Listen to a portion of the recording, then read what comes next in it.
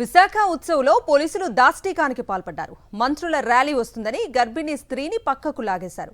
దీనిపై గర్భిణీ స్త్రీ తరఫు బంధువులు తీవ్ర ఆగ్రహం వ్యక్తం చేస్తున్నారు. పోలీసులతో వాగ్వాదానికి దిగారు. మరోవైపు మంత్రుల ర్యాలీ వస్తుందని పోలీసులు బీచ్ రోడ్డులో అడుగడుగునా ఆంక్షలు విధించారు.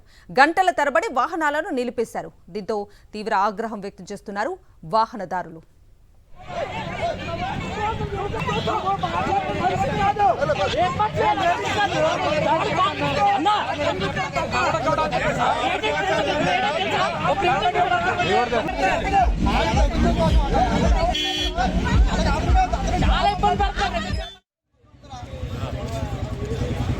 ఏంటైందంటే అక్కడి నుంచి కూడా పంపించట్లేదు. మామూలు కార్లు గిల్లు అన్ని పంపించేస్తున్నారు. మాట్లాడితే ఏమన్నా చాలా ఇబ్బంది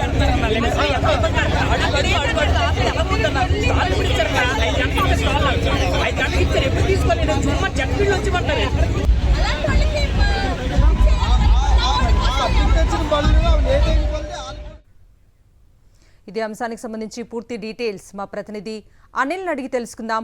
అనిల్, విశాఖ ఉత్సవ్ దగ్గర పోలీసులు అత్యుత్సాహం ప్రదర్శించారు.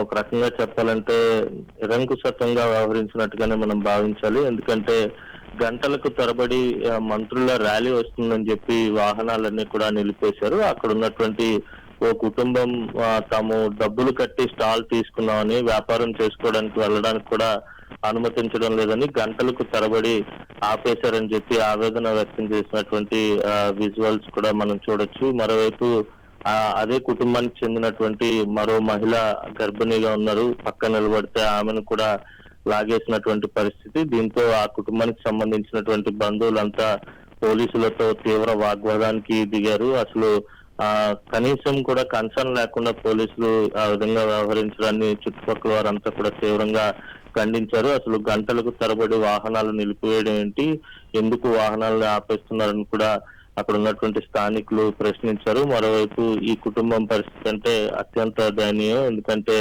దాదాపు 60,000 రూపాయల వరకు అక్కడ ఉన్నటువంటి నిర్వాహకులకు చెల్లించి స్టాల్ తీసుకున్నాము, వ్యాపారం చేసుకోవడానికి చిన్న పిల్లలతో ఉన్నాం, గంటలకు తరబడి బ్రతిమలాడుతున్నా విడిచిపెట్టడం లేదని వేడుకున్నప్పటికీ కూడా పోలీసులు ఏమాత్రం కనికరించలేదు.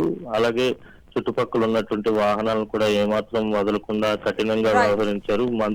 మంత్రుల ర్యాలీ వెళ్లేంత వరకు కూడా వారిని విడిచిపెట్టలేదు. Right Anil, thank you.